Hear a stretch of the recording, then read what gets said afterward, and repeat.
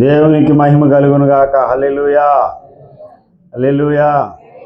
రెండు చేతుల పైకెత్తి స్తోత్రం చెప్దాం. హల్లెలూయా, హల్లెలూయా. ఇప్పటి వరకు చాలా సమయం మనం దేవుని సన్నిధిలో గడిపాము. మరి మన ఇంటికి వెళ్ళే సమయం దగ్గర పడింది. ముగింపు సమయానికి వచ్చేసాం. ఎవరు కూడా కంగారు పడకండి. చాలా సమయం అయిపోయింది కనుక క్లుప్తంగానే నేను దేవుని వాక్యాన్ని చెప్పి ముగిస్తాను. లూకా సువార్త మొదటి అధ్యాయము. లూకా సువార్త మొదటి అధ్యాయం 48-49 వచనాలు. నా ఆత్మ నా రక్షకుడైన దేవుని యందు ఆనందించాను. సర్వశక్తిమంతుడు నాకు గొప్ప కార్యములు చేశాను గనుక ఇది మొదలుకొని అన్ని తరముల వారును నన్ను ధన్యురాలు అని అందరు. ఆయన నామము పరిశుద్ధం. దేవుడి పరిశుద్ధ వాక్యమును మన వినికిడిలో ఆశీర్వదించినట్లుగా మనం ప్రార్థన చేద్దాం. ప్రేమగల తండ్రి, పరిశుద్ధుడా, ఇప్పటి వరకు చెప్పబడిన సాక్ష్యములు, నాయన జరిగిన ఆరాధన అంతటిని బట్టి నీకు కృతజ్ఞతాస్తుతులు. లేచి మా ఇంటికి వెళ్ళే ముందు మాతో మీరు మాట్లాడండి. మీ స్వరమును వినిపించండి. మీ ముఖ దర్శనం చేత మా ప్రతి ఆశను తీర్చండి. అయ్యా తండ్రి, నాయన విత్తబడినటువంటి కానుకలు మీరు అంగీకరించి నూరంతల ఫలం ఇవ్వండి. రోగులుగా బలహీనులుగా ఉన్నటువంటి వారిని ఇప్పుడే ముట్టి స్వస్థపరచమని ప్రార్థన చేస్తున్నాను. ఈ సమయంలో నీ దాసుని సంఘాన్ని మీరు ఆశీర్వదించి మీరే మాట్లాడమని, తేటగా సూటిగా మమ్మల్ని దర్శించమని, నీ వాక్యం ద్వారా మా హృదయాలను ప్రభువా రంజింపజేసి మీరే మాట్లాడవలసిందిగా యేసయ్య నామములోనే వేడుకుంటున్నాం పరమ తండ్రి.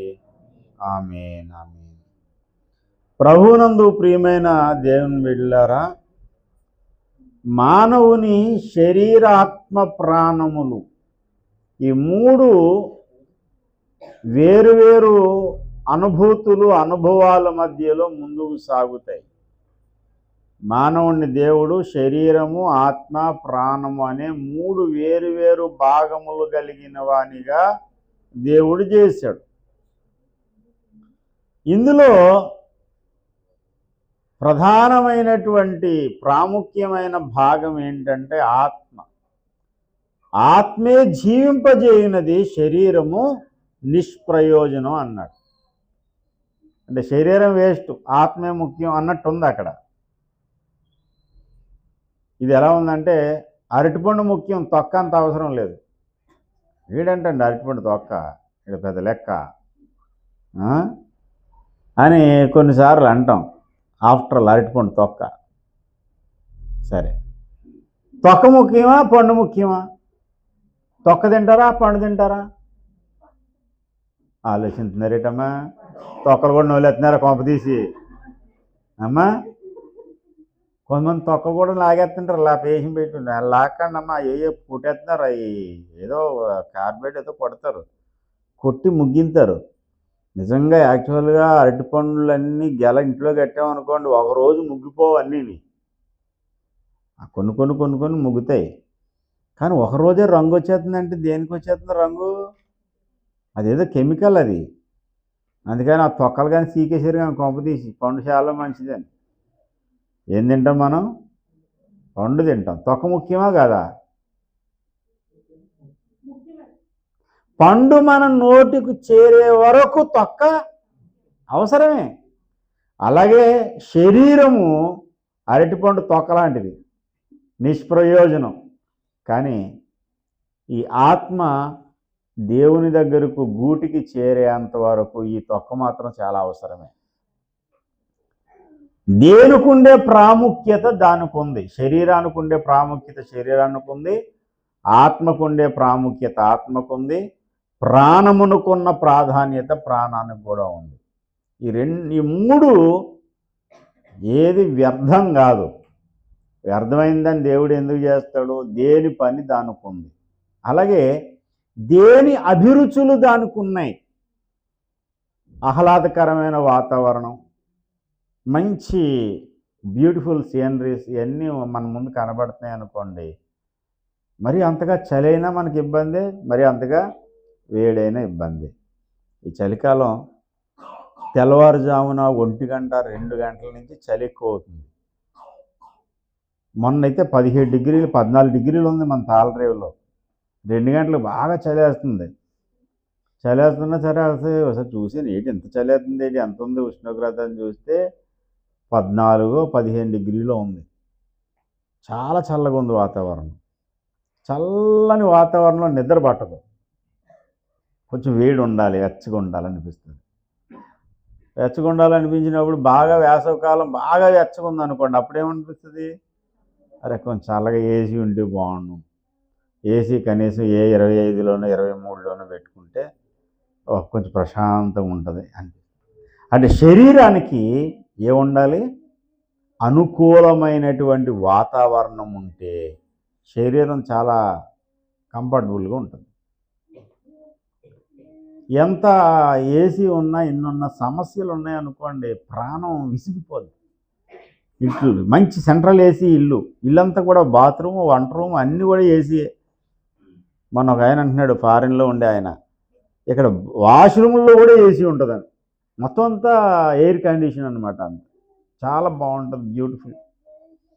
కానీ భార్యాభర్తలు ఇద్దరికి కూడా తగాదాలు గొడవలు ఉన్నాయనుకోండి, ఇంట్లోని పోరు ఎంతెంత కాదయ్యా అన్నది. కాళ్ళలోని ముళ్ళు అండి, చెవిలో జోరేగా, కంట్లో నలుసు. కంట్లో నలుసు పడ్డది, ఎంత బాధది అమ్మ. 1 కిలో ఉంటుందా కంట్లో పడింది, ఎంత 100 గ్రాములు ఉంటుందా?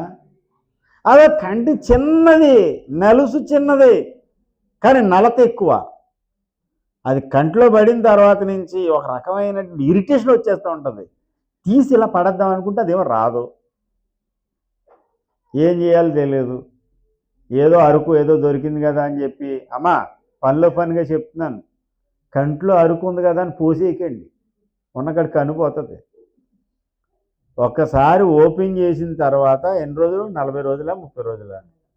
30 రోజుల కంటే ఎక్కువ వాడకూడదు. ఎక్స్పైరీ డేట్ చూసి పోసేయకండి కంట్లోని. ఎక్స్పైరీ డేట్ ఉంటే ఉండొచ్చు, కానీ మీరు ఓపెన్ చేసిన తర్వాత ఒక నెల రోజుల తర్వాత అది వాడకండి. డాక్టర్ సలహా లేకుండా కంట్లో ఏది పడితే అది పోసేయకండి. నలుసుపడింది కదా అని ఆయనేమో యాంటీబయాటిక్ ఏదో ఇచ్చాడు, ఏదో యాంటీబయాటిక్ ఏదో జంటమేసినో లేకపోతే సిప్రాక్సిన్లో ఏదో ఇచ్చాడు అనుకోండి, సిప్రోఫ్లాక్సిన్ ఏదో ఒకటి మనకు అవసరం లేదు. కంట్లో అరుకు, మన వాళ్ళు మామూలు వాళ్ళు కాదు. ఎప్పుడో 10 సంవత్సరాల కిందట మందుల సీట్ రాసిరంటే డాక్టర్ గారు, ఇప్పుడు ఆ సీట్ ఎట్టుకుని వెళ్ళి మందులు తెచ్చుకునే వాళ్ళు ఉన్నారు. అంత ప్రబుద్ధులు మామూలు వాళ్ళు కాదు. ఎంతకీ ఎంత తెలివి అనుకుంటున్నారు? ఇదే అని డాక్టర్ దగ్గరికి వెళ్తే డాక్టర్ గారు 200 తీసుకుంటాడు, ఆడికి 200 ఇవ్వడం ఏంటి?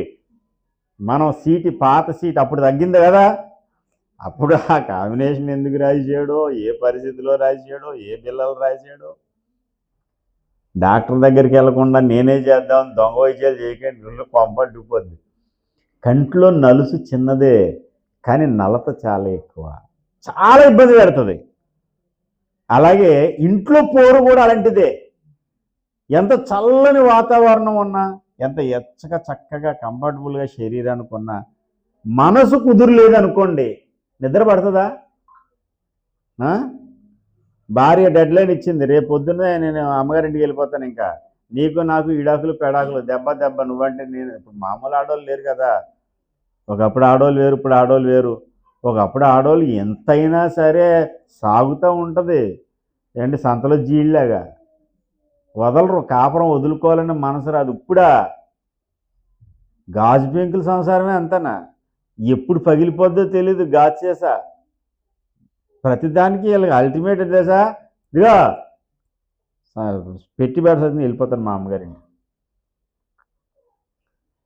మా అమ్మగారింటికి వెళ్ళిపోతానంటే రానిచ్చి వాళ్ళు ఎలా రానిస్తారు నాకు అర్థం కావట్లేదు.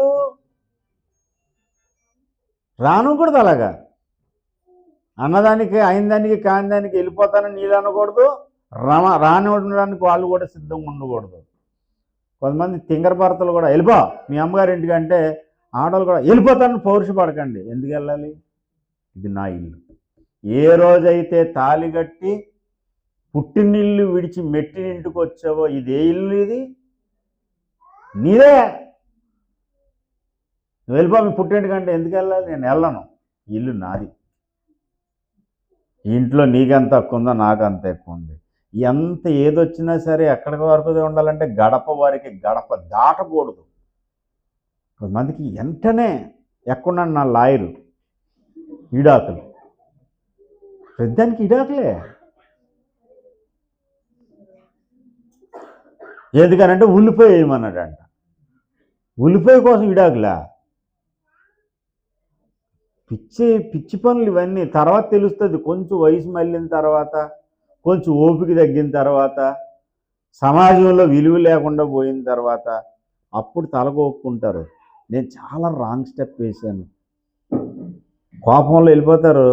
వెళ్ళిపోతే అమ్మ నాన్న సపోర్ట్ బాగానే ఉంటుంది, వాళ్ళ ప్రేమ కూడా 4-5 రోజులకి తగ్గిపోద్ది అండి. పుట్టినప్పుడు, పెంచినప్పుడు, అత్తగారింటికి పంపినప్పుడు ఉన్న ప్రేమ మళ్ళీ ఇవి తిరిగి వచ్చేసినప్పుడు ఉంటుంది, కానీ కొన్ని రోజులకి సలగిలిపోద్ది. ఎందుకంటే అందరూ వచ్చిపోయే వాళ్ళందరూ ఇక్కడే ఉంటుందా నీ కూతురు, ఇక్కడే ఉంటుందా నీ కూతురు సూటిపోటి మాటలు అంటారు చూడు, అప్పుడు బాగా కాలుతుంది. తీరాడికి వెళ్దామనుకుంటే అవ్వదు, ఉండిపోదాం అనుకుంటే అవ్వదు. రెండిటికి చెడ్డ రేగల్లో ఉంటుంది. ఈ లోపల ఆ కుర్రోడికి ఎవరినో సంబంధం చూసి వీళ్ళు చేసేస్తారు. అది హ్యాపీగా మళ్ళీ బాగానే ఉంటుంది. ఆ పిల్లల్ని, చిన్నపిల్లల్ని తీసుకుని ఈవిడ ఏం చేయాలంటే ఆ ఇంటికి వెళ్ళి పని చేసుకోవాలి, ఎక్కడికన్నా పని చేసుకుని బతుకుతాం, ఆత్మగౌరవం కాపాడుకుందాం అనుకుంటావా? అడ్డమైన ప్రతి కుక్క కూడా మొరుగుతూనే ఉంటుంది. దారంటే వెళ్ళి ప్రతి ఒక్కడు కూడా డైలాగులు వేస్తూనే ఉంటాడు. అందరూ అదోలా చూస్తూనే ఉంటారు. కుక్కలు చింపిన విస్తరైపోద్ది జీవితం. ఇదంతా దేనికి వచ్చింది అంటే చిన్న నలుసుని నలుసులాగా తీసి పాడేయకుండా దాన్ని సాగలాగినందుకు వచ్చింది. ప్రతి ఇంట్లో కూడా ఎక్కడ ఉండాలో, ఎక్కడ ఉండవలసిన వాళ్ళు అక్కడ ఉంటేనే గౌరవం. దేవునికి స్తోత్రం. ఇంట్లో వచ్చేటువంటి ఈ కలతలు మనశ్శాంతి లేకుండా చేసేస్తాయి.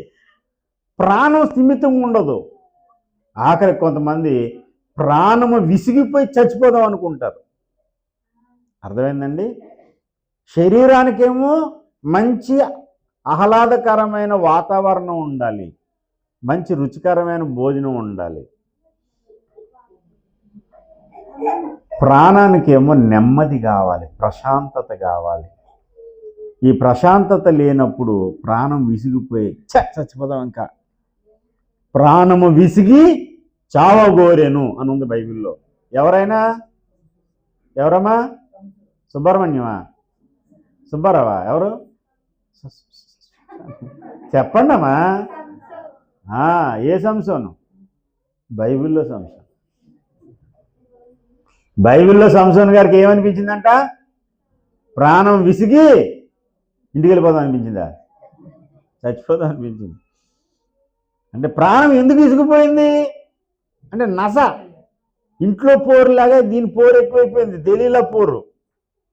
ఈ దెలీలా పోరు పోరు పోరు పోరు పోరు ఆడవాళ్ళతో పోరు, మగవాళ్ళతో పోరు, ఇంట్లో పోరు ఎంతంత కాదయా అని ఇల్లు వదిలేసినోడు చెప్పాడు. ఎవరు? వేమన్ గారు ఇల్లు వదిలేసి బయటికి వెళ్ళిపోయాడు. కాలిలోని ముళ్ళు, కంటిలోని నలుసు, చెవిలోని జోరేగా, ఇంటిలోని పోరు ఇంతింత కాదయ విశ్వదావిరామ వినురవేమ అంటూ ఇల్లు వదిలేసి ఆయనకి ఎంత పోరు అనిపించిందో.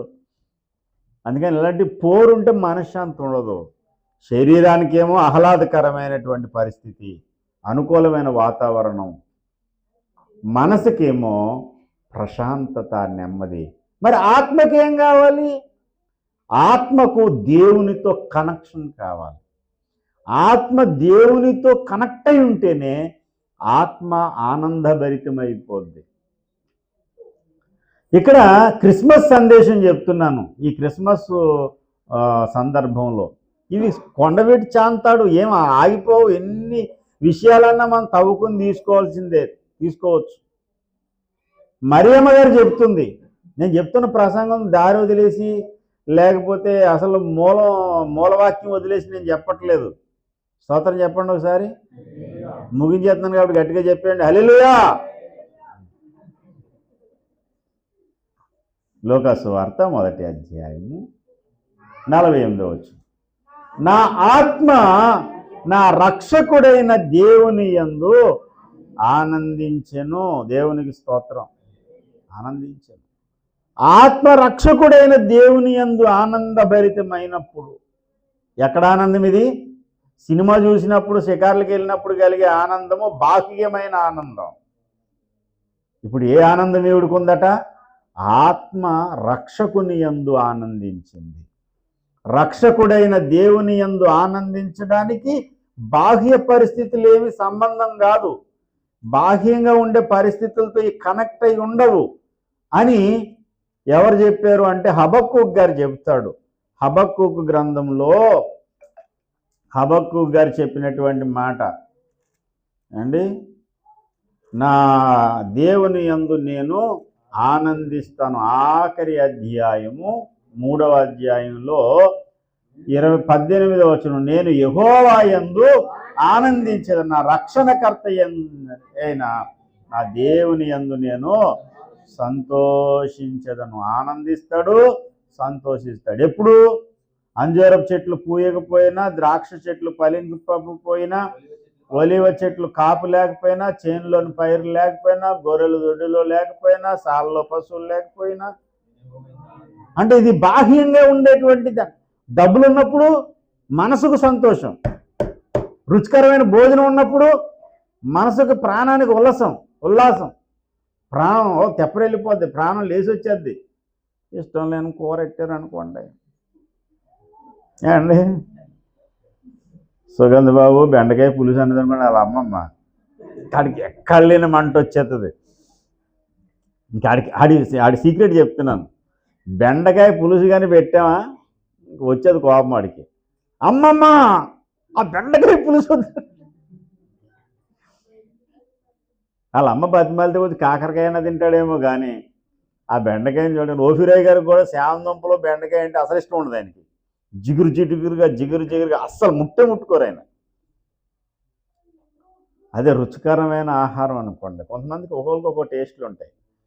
కొంతమందికి ఆ ఎండి చేప కాల్చిన వాసన రాగానే జింబులు ఎగుతుంది ప్రాణం. ఎండి చేప మరి ఎన్నిసార్లు ప్రయత్నం చేశాను ఆ ఎండి చేప వాసన ఆస్వాదిందాం అంటే ఏం ఆస్వాదింతాం, సచ్చిన శవాన్ని కాలుతున్న వాసనలాగా వస్తుంటుంది అది. నేను ఎన్నిసార్లు ప్రయత్నం చేసి విఫలమైపోయాను. మొన్నటికి సహా లేదో వేపుకుంటూ ఒక ముక్క కష్టపడి తిన్నాను కదా, తిన్నాక నుంచి వికారం అది లోపలికి వెళ్తూ ఉంది, ముద్ద బయటకు వస్తూ ఉంది, మళ్ళీ ఇంకో ముద్ద దోశాను లోపల. కానీ అదే వాసన కానీ వచ్చిందనుకోండి కొంతమందికి, బా ఎండిసేపులో మంచి రుచికరమైన ఆహారం ప్రాణాన్ని తెప్పరిల్లా చేస్తుంది. ప్రశాంతత ప్రాణానికి అవసరం. ఆత్మకి ఎన్ని సంబంధం లేదు. ఉపవాసం ఉన్నా ఉపవాసం లేకపోయినా దేవుని సన్నిధి మనస్సును హృదయాన్ని తాకిందనుకోండి, హృదయం అంతా తెప్పరెళ్ళిపోయి ఆత్మలో ఆనందం, సంతోషం. ఆత్మలో ఆనందం కలిగిన పౌలు శీలలు చెరసాల్లో పాటలు పాడగలిగారు. ఆత్మలో ఆనందము కలిగినటువంటి భక్తులు కఠినమైన శ్రమల కొలిమిలో కూడా ప్రభు కొరకు జ్యోతుల్లా ప్రకాశించగలిగారు.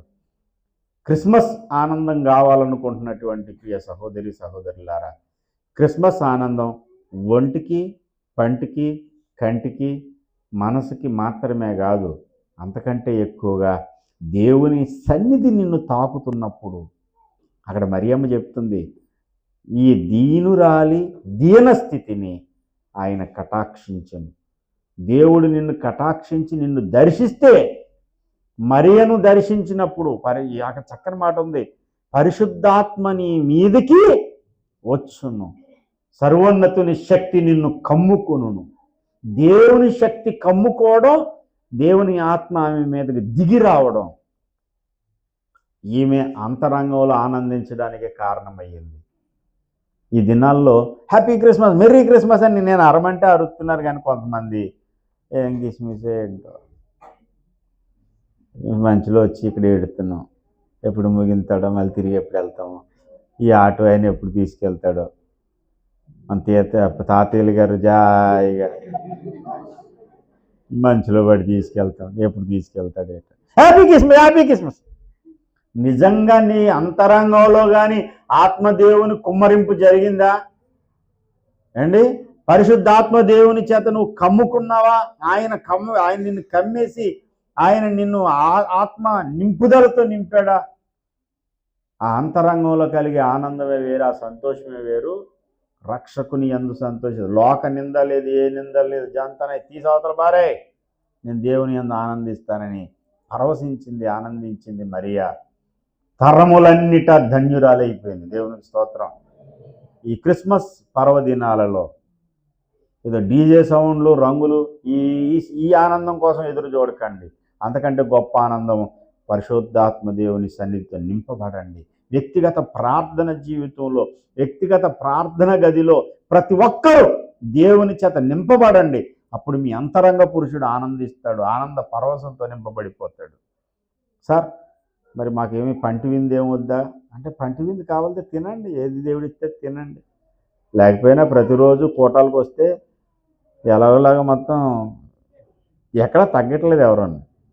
అసలు భోజనాలే వద్దని నేను అంటాను, కానీ మొన్న ఒకళ్ళ కోపంగా అన్నారు, పాస్టర్ గారు మీరు అలాగే అంటారు, మేము ఇలాగే ఉంటాం.